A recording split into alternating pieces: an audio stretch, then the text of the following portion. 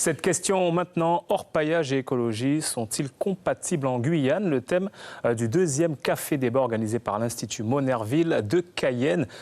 C'était ce matin donc dans un grand hôtel de la ville capitale. Exploitants miniers et écologistes ont pris part aux discussions. Les intervenants ont tenté de prendre de la distance concernant ce sujet. Clotilde Séraphin-Georges et Yves Robin. Orpaillage et écologie sont-ils compatibles en Guyane? De l'avis même des exploitants miniers guyanais, la réponse est oui. Avec ce préalable, bien gérer et préserver notre patrimoine ne veut pas dire ne rien faire.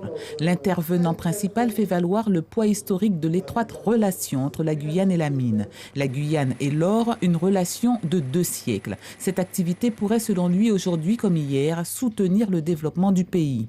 La question serait donc plutôt comment faire de la mine?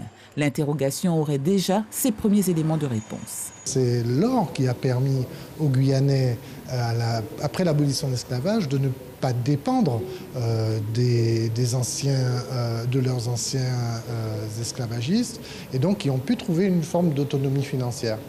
L'or et la mine peut aujourd'hui encore permettre aux Guyanais une forme d'autonomie, à condition naturellement qu'on établisse une gouvernance qui nous soit profitable, une politique minière enfin pour la Guyane qui soit claire et qui se pose comme principe qu'on valorise la ressource en contrepartie d'un gain pour la société.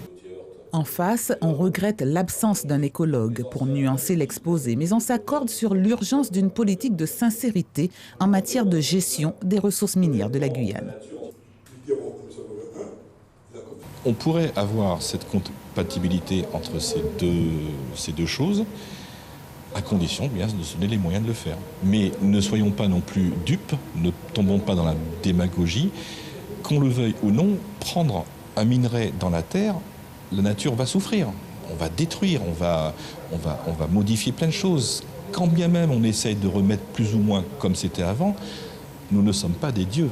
Ce n'est pas, comme je l'ai dit tout à l'heure, en faisant pousser 2 pieds bois qu'on dit que c'est une forêt. Une forêt, c'est des écosystèmes, des interactions entre animaux et plantes qui sont complexes, qu'on ne connaît toujours pas d'ailleurs complètement. Des arguments qui ont pu s'exprimer et s'entendre dans le calme, hors actualité brûlante.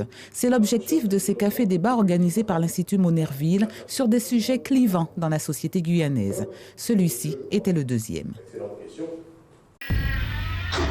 Suivez l'info sur Guyane la Première, télé, radio et Internet.